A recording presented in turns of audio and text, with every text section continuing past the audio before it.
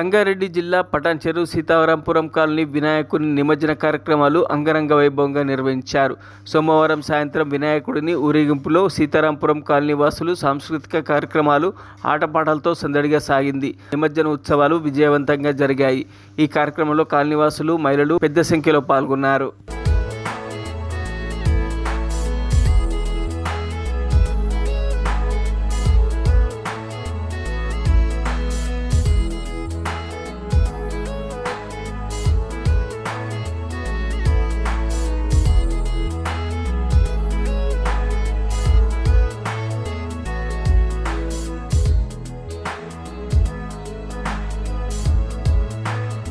మరిన్ని అప్డేట్స్ కోసం మా ఛానల్ని సబ్స్క్రైబ్ చేయండి.